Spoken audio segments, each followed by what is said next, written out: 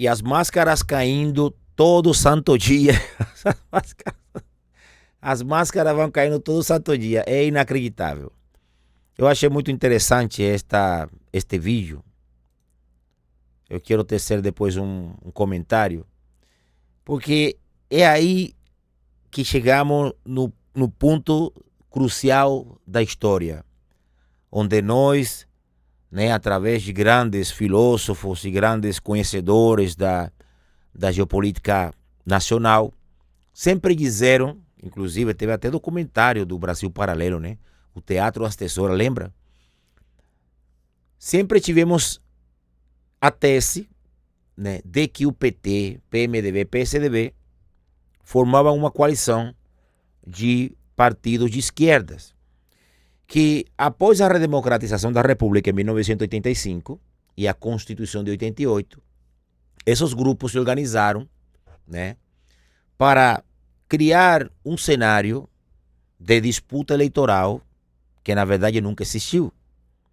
Enquanto o PSDB esteve no poder, enquanto o PSDB esteve no poder, pois eles ali conseguiram de alguma forma organizar o país e até, por que não, fazer com que o Lula, aos poucos, pudesse ganhar notoriedade dentro do cenário político no Brasil, né? Mas sempre foram aliados, sempre foram amigos, sempre foram pessoas que trabalharam com um propósito de implementar no Brasil, né, o comunismo. E é que vem um jornalista, rapaz, vem esse jornalista aqui, para escancarar tudo isso. Ele deixou muito claro. Depois desse comentário, já não resta mais dúvida, de que o Teatro As Tesouras sempre foi uma realidade. Quer ver? Escuta aqui comigo. Enquanto Lula esteve no governo, 8 anos, o PSDB nunca questionou a lealdade, nunca tentou atacar o Lula, dizendo ele não gosta de pobre, ele não está fazendo melhor pelos pobres. Claro, porque essa foi a mentira que foi implementada desde a década de 90 e provavelmente desde a década de 80, porque Lula era um tal de não sei o que, operário, né? Ele era daquela sindicato de operário e tal, então ele sempre se apresentou para o cenário político e para o debate político, para o debate público, como como o herói dos menos favorecidos. Entende? Então ali foi algo que foi criado para que o Lula chegasse ao poder de uma forma, digamos, mais que as pessoas o recebessem a ele com mais entusiasmo. Vamos lá. Ao contrário, as críticas que o Lula sofria era assim, tá dando Bolsa Família para ter voto, tá dando Bolsa Família para manter na miséria, porque a miséria vai votar no Lula. Esse sistema aí ou de cota ou de ProUni está acabando com a meritocracia, etc. Então ele sempre...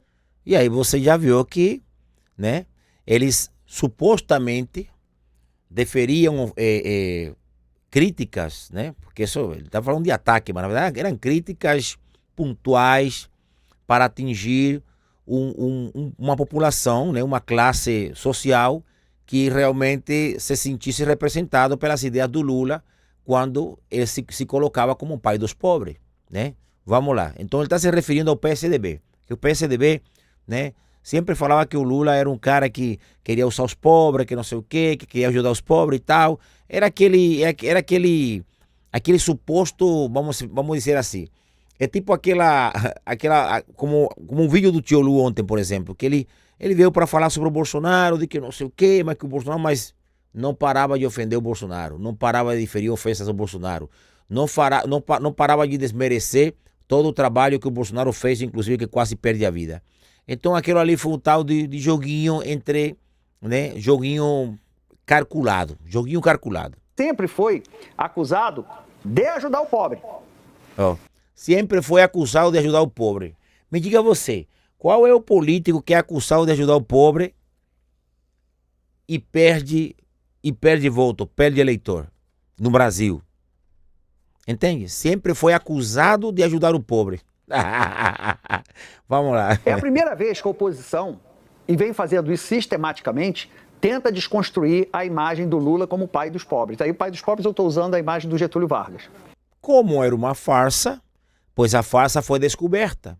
E essa farsa foi escancarada. Foi simples. Por isso que eu sempre digo que nós que somos de direita não precisamos mentir para deixar o Lula em maus lençóis, para deixar o PT ou a esquerda em maus lençóis. Basta apresentar tudo que eles defendem, aquilo que eles defendem. Entende? E o quanto eles são hipócritas. O que é a verdade? O quanto eles são hipócritas. Não sei se você já assistiu alguma vez o vídeo de uma criança, um menino de uns 12, 14 anos, negra, que estava junto ao Cabral e o Lula caminhando, assim, o moleque estava falando, não, porque é o seguinte, tem que liberar aqui pra gente tomar banho nos finais de semana, nos domingos e tal, não sei o quê. E o Lula todo fechado, com a cara fechada, meio que empurrando o moleque. E aí esse Cabral lá, esse que foi condenado a 400 anos, ele disse, tu tá estudando, moleque, não sei o quê. E aí começou a xingar o moleque. Eu não sei se vocês se lembram dessa cena. Esse vídeo viralizou naquela época. Acho que foi em 2017, 2018. Então o Lula nunca gostou de pobre. Nunca gostou de pobre, nunca gostou de negro, nunca gostou de índio. É tanto assim que o maior número de morte do Yanomami tem sido nesse governo. Entende? Então é uma farsa. O Lula é uma farsa criada pela imprensa, principalmente, e em parceria com o PCdoB, no Teatro das Tesouras. Vamos continuar assistindo. Então, quando teve a taxação das blusinhas lá, eles dizem, ó, você que é pobre, que agora está conseguindo consumir, o governo está vindo aí. Não, ele deveria, como ele é desonesto, mau caráter, porque todo jornalista da Globo é mau caráter, desonesto, ele tinha que explicar lá que quando surgiu a história da taxação das blusinhas, nós da direita trouxemos a baila, trouxemos a público a verdade sobre o que de fato ia acontecer.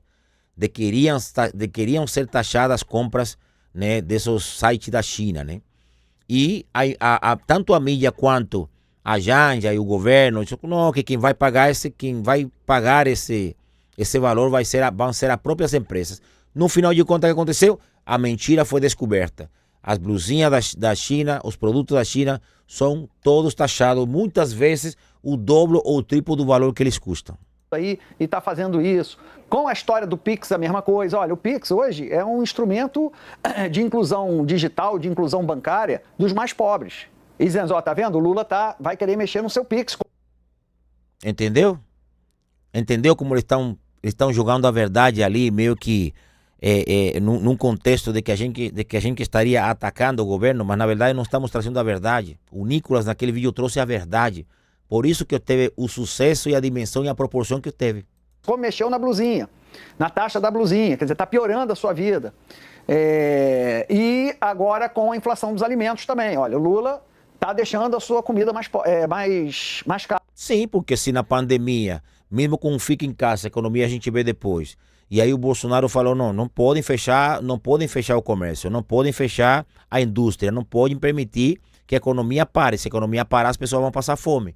E aí foi feita toda uma campanha publicitária a nível nacional. Fique em casa, a economia a gente vê depois. O que aconteceu? Governadores e prefeitos de todo o Brasil fecharam a economia das suas cidades, entende? E mesmo assim o Bolsonaro conseguiu, né, manter a economia aquecida graças ao auxílio emergencial. Hoje nós não temos pandemia.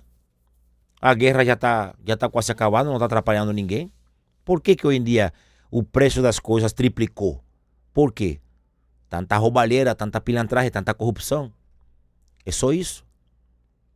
E é isso que nós estamos escancarando para o Brasil. A verdade. Cara, então é a primeira vez, provavelmente, na carreira política do Lula, que ele enfrenta uma oposição em que tenta desconstruir a imagem de um... Não é que tenta desconstruir, é que fala a verdade. É que está falando a verdade. Por que ele não diz isso? Por que ele não diz que pela primeira vez o Lula, o PT e a esquerda estão encontrando uma oposição que estão escancarando a verdade? Graças a quê? Graças às redes sociais. Porque se a gente não tivesse liberdade de poder falar aqui, claro, limitada, obviamente, meu canal ganhou mais 800 inscritos nos últimos 28 anos. Minhas visualizações, uma hora tá 200, outra hora tá 300, de repente pula para 100 mil, aí vai muito desconexo. porque está tendo alguma interferência judiciária nesse quesito. A gente não tem liberdade plena para poder falar e trazer a verdade. Mas esse é o ponto. O ponto é esse. É que graças à internet, as pessoas inclusive, que votaram no PT, que votaram no Lula, estão trazendo à tona tudo o que está acontecendo na questão econômica do país. E na alta dos preços de tudo, de tudo. E é a verdade. Um homem que trabalha para os pobres, que trabalha para os mais pobres. O PSDB, repito, nunca fez isso, aqui? que ele enfrenta uma oposição em que tenta desconstruir a imagem de um homem que trabalha para os pobres, que trabalha para os mais pobres. Nunca o PSDB, repito, nunca fez isso. Eu uso o exemplo do PSDB, qual é? O PSDB era a oposição do PT. Então, o que o governo, respondendo à tua pergunta, o que o governo está querendo é manter a imagem de que Lula é o pai dos pobres. Né? É o sucessor do Getúlio nesse imaginário Ele explicou político. muito bem o jornalista no finalzinho, ele não sei se foi um ato falho, né? Onde ele disse que o que o PT, o que o governo tenta fazer é manter a imagem. Manter a imagem. E ponto final. O que interessa para eles é a imagem. Sempre foi assim. Porque o Lula nunca gostou de pobre, rapaz. Nunca gostou de pobre. Sempre governou para ricos. Eu te faço uma pergunta. Você me responde aqui nos comentários. Você acredita que se no período da pandemia quem tivesse no poder fosse o PT, você realmente acredita que esses 600 contos do auxílio emergencial teria chegado na sua mão de forma limpa, do jeito que chegou, e sem muito mimimi, e comprometido? Você chegava lá e os 600 reais estavam na conta? Hã? Te pergunto. Não iria ter desvio, como teve, inclusive, com a tal dos respiradores, com os hospitais de campanha, com tudo aquilo que eles fizeram? É muito simples. Ele nunca gostou dos pobres. Nunca gostou. É tanto assim, aliás, ele gosta de, como que se fala? Ele gosta de multiplicar os pobres. Né? Ele gosta de multiplicar os pobres. Esse é um fato. E assim acontece com o índio, assim acontece com todo mundo. Porque esse é o intuito da esquerda, esse é o intuito do PT. Num país onde não tem pobre, a esquerda não se cria. Em um país onde não tem pobre, a esquerda não se cria. Olha, por exemplo, a região sul do Brasil, né? Santa Catarina, Paraná, Rio Grande do Sul, que tem ali um vereadorzinho de esquerda, que tem ali um prefeitinho lá, não sei, de esquerda, mas na maioria das vezes as pessoas votam em político na região sul do Brasil, as pessoas votam em político de direita ou de centro-direita. Agora, faça a mesma colocação na região nordeste.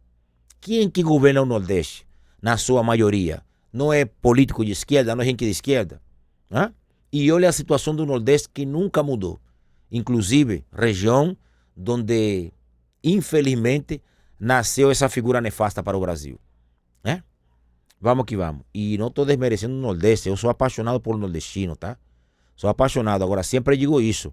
É necessário que o nordestino aprenda a votar. Que saia dessas amarras ideológicas de achar que o Lula é o pai dos pobres, porque não é e nunca foi, é um engano, é uma mentira. O Bolsonaro entregou muito mais títulos de propriedades nos 4 anos de governo dele do que todos os outros governos da Dilma, do Lula e do próprio Fernando Henrique Cardoso. Aí como é que você... O tanto de infraestrutura que o Bolsonaro fez, olha a ponte do Abunã. A ponte do Abunã tinha 40 anos. A ponte do Abunã, para quem não sabe, é a que conecta o estado do Acre ao resto do Brasil, passando por Rondônia. 40 anos o povo do Acre aguardando essa ponte. 40 anos.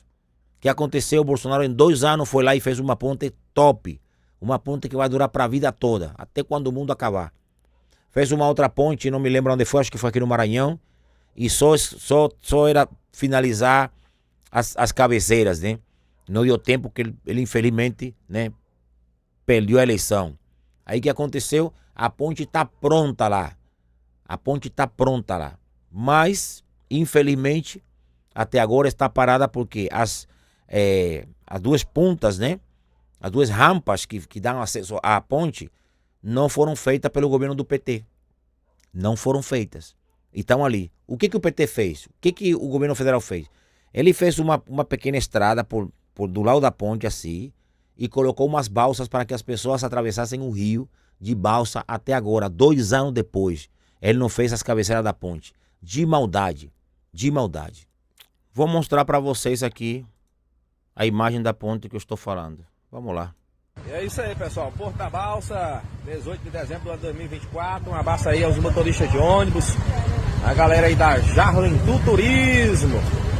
Tá vindo de Goiânia aí com destino a Paropebas, Marabá. Aqui é o Porto da Balsa, ó. Essa ponta aqui está pronta, só falta as cabeceiras. A rotina é essa.